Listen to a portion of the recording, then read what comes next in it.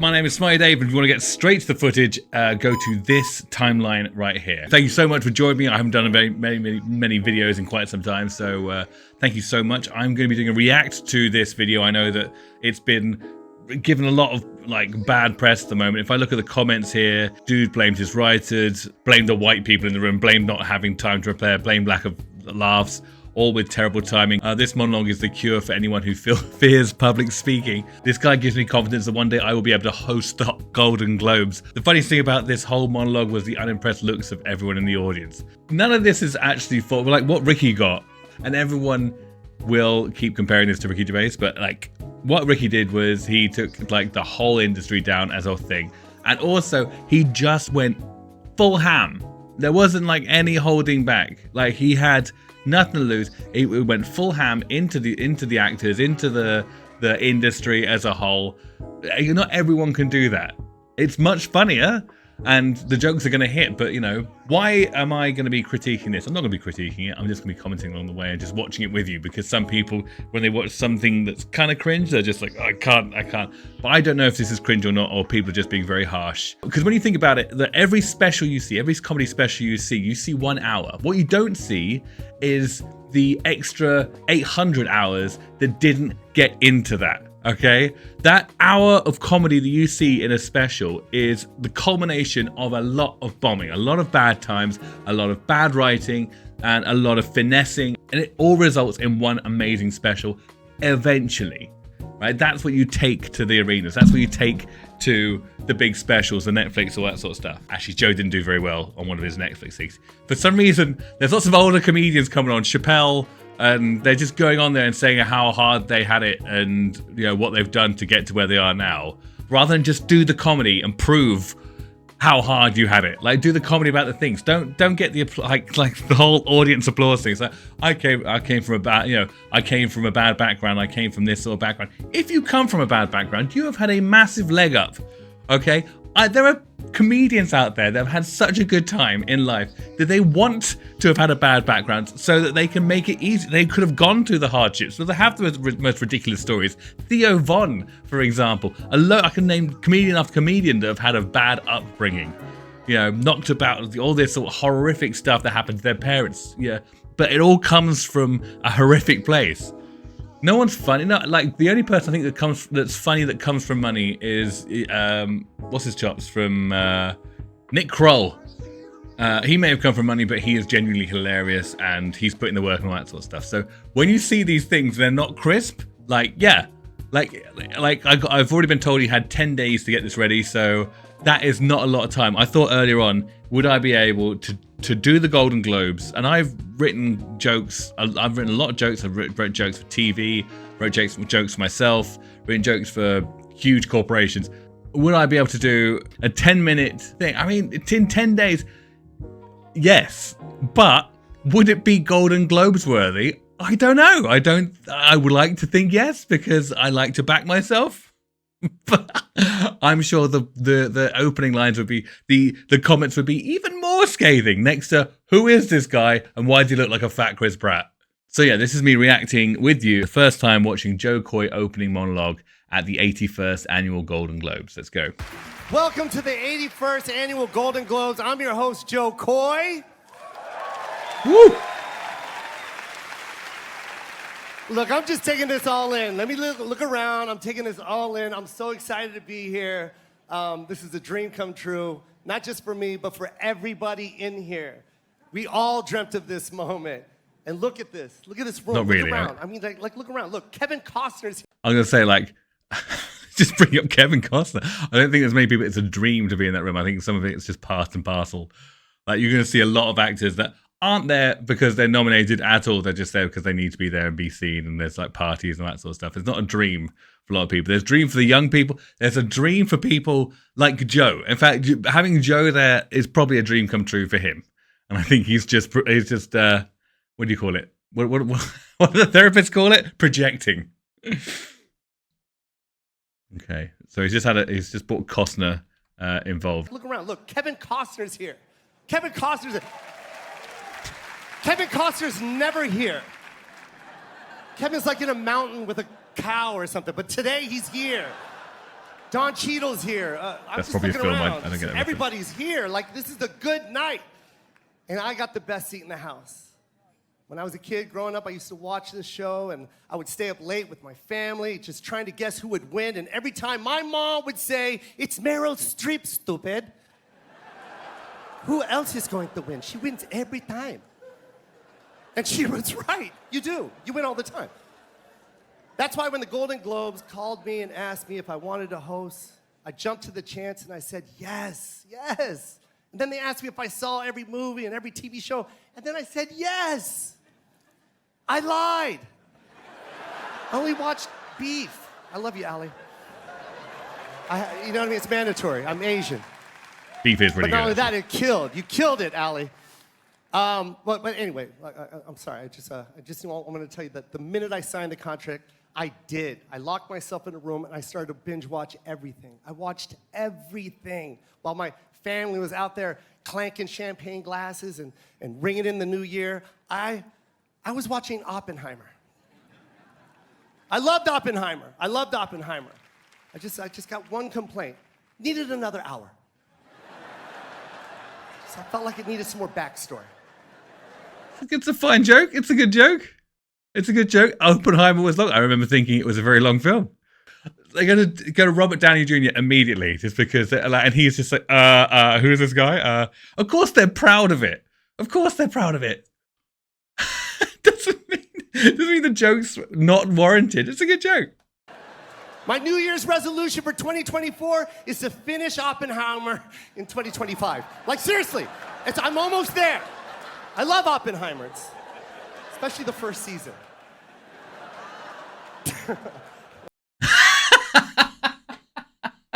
Oh, the British guy doesn't like the Americans joke. Okay. Wow. What a what a surprise. The British director. To be fair, I mean, we found out last year that he likes Talladega Nights as one of his favorite films, which is wild. Shake and bake. So yeah, that's a valid joke. It's great. That's so stupid. Oppenheimer. Oh wait. Oh wait. As he just said, that's so stupid. I thought, oh, okay. Oppenheimer answered a lifelong. I thought he apologized for his joke. I have a problem with comedians that apologize for jokes. Once they do it, just do it. Just do it. No, it's okay. Don't apologize after.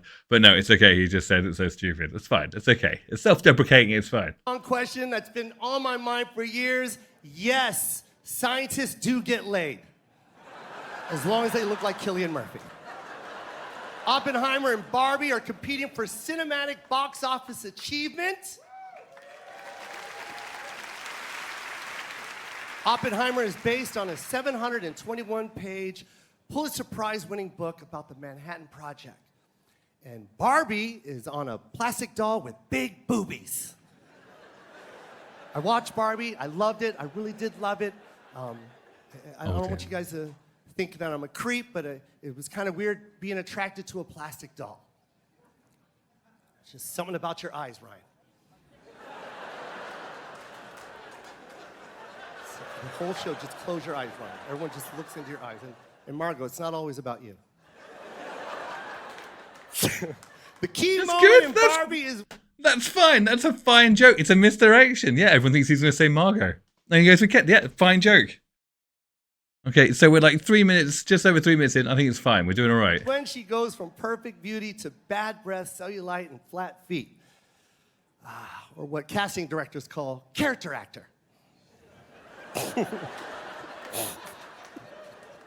Some I wrote, some other people wrote. Robert De Niro's here. Yo, I heard about this. Yeah, he's like blaming other people for jokes that don't work well. That's what I heard. So I've heard that he blames other people for the joke. When the jokes work, they're his. When they don't work, they're written by some other people. That's a valid line. That's literally an industry thing. When they get a little bit older, they become character actors. I don't think it's good. Showing up a mirror, holding up a mirror. I got the gig 10 days ago. You want a perfect monologue? Yo, shut up. Wait, did he just have a go? Hang on. Did he just randomly have a go at Robert De Niro? Some of the subtitles are Robert Darrow. Robert De Niro's here. Oh, okay. Yo, I got the gig 10 days ago. You want a perfect monologue? Yo, shut up. You're kidding me, right? Slow down. I wrote some of these, and they're the ones you're laughing at. Look. Robert De Niro's here. I'm sorry, I'm a fan. I'm fanning out. I love you, Robert. Okay? If it's awkward, I'm sorry. I'm sorry. Oh. I had to do that in front of you. I know it sucks. Yeah. I'm a bit off. Okay. The cringe. Oof. Never do an impression. Never. There are very few people that can do an impression of the person that you're doing an impression of, and they very rarely do anything well. Matt Friend, he's amazing. He does the perfect like impression of all the different people he's trying to do, but he's so obnoxious when he's talking to them. Oh, light has gone off. All right. The gods of comedy are just, don't you ever go at Matt Friend. All right, we're going to do it with this. Is this better? This looks like better lighting anyway. Doesn't matter. But he does it in front of people, and it's fine. It's choreographed. But doing an impression of someone in front of them, especially on a big audience, you're not going to win. It's a losing battle. It's a bad choice. Bad choice by Joe. But again, 10 days. Amazing, decade after decade. He just kills it every single time. I don't know how you do it, man. Swear to God. Your last performance has got to be your greatest performance ever. How'd you get her pregnant at 80? That's fine. It's a good joke. CGI. Is he looking? Oh, that's a Bob Hope. That's a Bob Hope move there. No. What's his name? Don. One of his friends actually. His friend's Don does that. Is he looking? Is the president looking? Is he laughing? If you see Marines coming towards me, go into glory, glory, hallelujah. Am I gonna get shot? That's a terrible Don. But I'm not doing it in front of you, am I? All right. Anyway, Bobby's laughing. We're all good. Let's keep going. By the way, Killers of the Flower Moon is so great. Killers of the Flower Moon, the cast is here. Robert De Niro, Leonardo DiCaprio, Lily Gladstone, you guys crushed it. The one thing I learned about that movie is that white people stole everything. You guys stole everything. We did. We did. Check out the British Museum. All your stuff. Not like 97%. You guys stole 100% of everything. You took the land, you took the oil, you took the premise of the movie. What, that was your premise? That's hilarious, I don't care. It's just that the room is really... Yeah. That's fine. Scorsese, it's again, fine joke. I think people are being... This is I think this is one of the problems at the moment. Okay, he's done one, I think he's tripped up once, which is De Niro, doing the De Niro impression. You don't do a De Niro impression to De Niro. There we go, that's mine. I still want to do it in front of him. When the TV producer's using the audience, which is just all the famous people, all the movie people, for their actual reactions, yeah, of course, they're not happy with what's being said. I think maybe the producers should have shown a little bit more of other people's reactions as well, not just the people they're talking about, because, I don't know, maybe some of them are having a salty year, you know? White. The room's like, yeah, we did take it, and... I watched Saltburn. Okay, he double tagged a bad joke. That's not good. I watched Saltburn. I watched Saltburn recently. You know what I loved about Saltburn? I learned that satanic families have feelings too. Is Barry Keoghan here? Where's Barry Keoghan seated? Where are you? Right there. Where's your penis seated? Down front? That was the real star of the show. That was the real star of the movie. Barry Keoghan's penis. If you haven't seen Saltburn, Again, the producers aren't showing everyone else's reactions. It's, again, a very easy joke, not a great joke. There's so much that he could have used for Saltburn. Absolutely like that whole scene where the graveyard scene, I'm not going to spoil it for anyone, but the graveyard scene, that was ad-libbed. Do you know how much material there is right there? Thank God it worked. Anyway, right, okay. if you haven't seen Saltburn, you probably have no idea what I'm talking about. So watch it. Then you'll understand what I was talking about. And then right after that, watch Barbie. And then you're going to be like, something's missing. and then watch Maestro, and you'd be like, oh, there it is. It's on Bradley Cooper's face. What? That's okay. It's hilarious. It's mad. I don't know. Like, I mean, he seems to be getting a good response from the crowd. Like, he keeps second guessing himself, which he would do after 10 days of coming up with stuff. You're going to start second guessing yourself, and he keeps second guessing himself on stage, which isn't coming across great.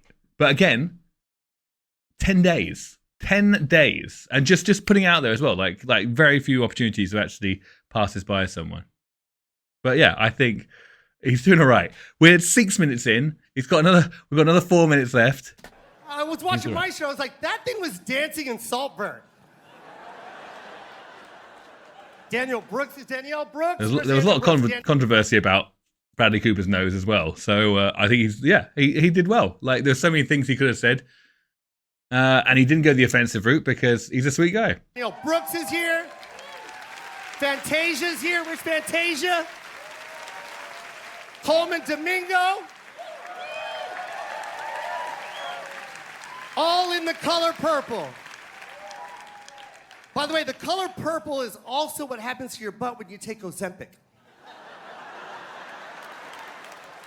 The room, I don't know what that half means. the room is cringing and the other half is like, I gotta get home and grab my selfie stick. Okay. I don't know what that means. I don't know what the drug is. That's probably very LA. I've seen a lot of podcasts from people in LA talking about how which supplements they're taking and which vitamins and which brand of Xanax they're on. But yeah, so I don't get that joke. But yeah, so what? It's like 2 or 3 bad jokes so far. He's gonna be home after the Globes. Man, he was lying. It's more of a magenta. I love this year's nominated TV shows like Succession. Succession is coming to an end after 4 beautiful seasons. I loved it. I loved everything about it. The one thing that this show taught me is if you're a billionaire, pull out. That's good. None of them are going to be like you. They're going to be a bad version of you. Just pull out. There's billionaires in here. Pull out. Upstairs, wherever, just pull. Yeah, he keeps. Trouble is, again, 10 days. He hasn't got enough time to truly trust in the joke. So, as much as everyone's given him a load of stuff, that's fine. Like, the whole thing is about how his kids are supposed to succeed him, and they're all tools in their own little way. No one's quite like up for the task. That's fine. That's a great joke. Leave it in, whatever. Succession has 9 nominations, and I just want to. Wow, that's it? But you got more? You guys are clapping like 9, really? Just a great series about a rich, white, dysfunctional family, all scheming. Oh no, that's The Crown. I'm sorry. How great was Imelda Staunton in The Crown? Wasn't she amazing? Her portrayal of the Queen was so good, Prince Harry called her and asked her for money. Like I said, I didn't write all these. That one's not mine. See,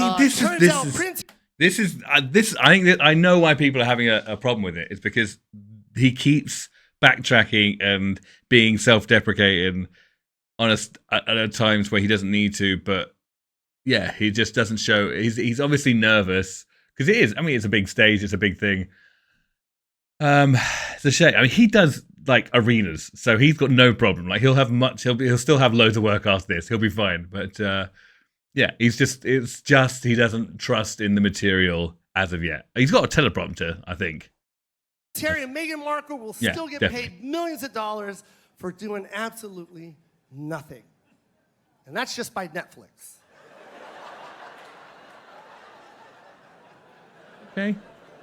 Okay, I Joe. have a deal too. Chill. You guys are acting like only murderers are in the building.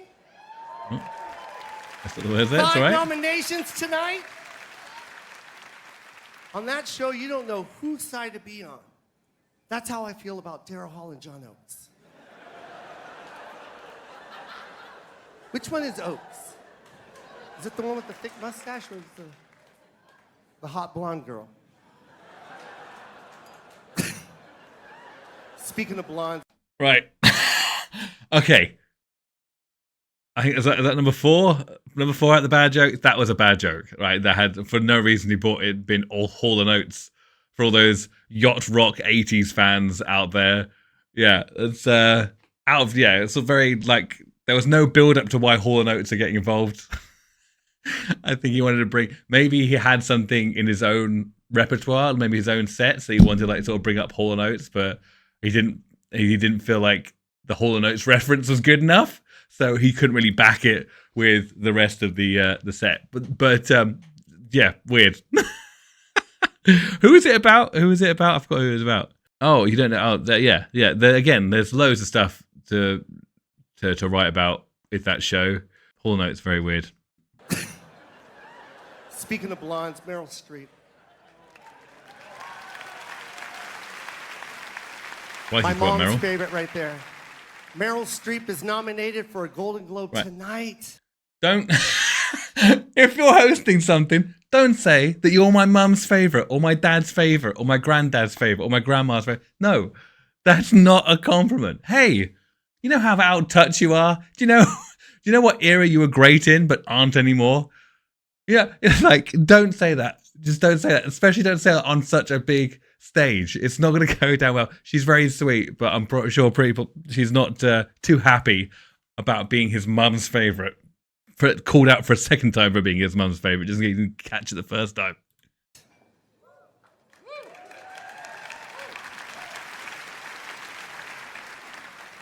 Duh.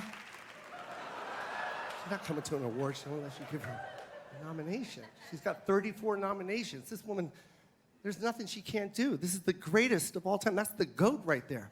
Doesn't matter what she plays, she kills it. My mom loves you. Everybody loves you, Meryl. You know my favorite line from you? Legendary. This one I hold in my heart. I say it all over. Big build-up. It's a big build-up. Would it pay off? It just stuck with me. The way you said, Wakanda forever. It's brilliant. Do it again. But you better cross. Wakanda forever. Do it. Yes! That's it! That's great. Speaking of Wakanda forever, here's some hints about our first presenter. I'm going to give you some hints. You ready? Think all-powerful, beloved by the people she rules over, a regal queen. Oprah, it's not about you. That's not you. It's a different queen. It's Angela Bassett. Please welcome Golden Globe winner, star of 911, Angela Bassett, and the Golden Globe winner who I like to call Hot Jesus, Jared Leto. Okay, it's not Ricky Gervais. It's not Tina Fey and Amy Poehler. I know. They had a lot more time. They had a lot more time to get together. I think Joe did very well. I think everyone's giving a lot more abuse than he absolutely needs. It's ridiculous. He could have watched everything in 3 days and still have a week left to write his piece. I don't know. Well, you gotta watch seasons as well of things. Like, I don't know. I like to watch everything. I like to know exactly all the different things. If I'm writing about something or watching something, like one time I had to do So Solid Crew. I had to write, I think it was 60 jokes. No, how many was it? So 6 times 8. Cheers. 36 plus 12. 48. Yeah, 48. And I had to, like, I listen to all, I get immersed in it, I listen to it all, I find out all the stories. The fact that the TV company said, oh yeah, by the way, you can't say anything about them being in jail because it's daytime TV. And I'm like, hey, do you know what I started, because of their song 21 Seconds, I wrote other things about other things that last 21 seconds. My uncle in bed. Like, stuff like that. I mean, that was a joke, but like, it just came up the top. Also, I just swore. Oh God, my own worst enemy now. This is an added extra. Apparently, I got told about the Taylor Swift thing, but obviously, I wasn't in the monologue, so we're gonna quickly do that now. The big difference between the Golden Globes and the NFL: on the Golden Globes, we have fewer camera shots of Taylor Swift. I swear, there's just more to go to here. Sorry about that. All right, okay, that's what I thought it was. Right. That is fine. That is a great joke. Just because she acted like a tool. No. That's a bad color on her. Don't have a go at Joe.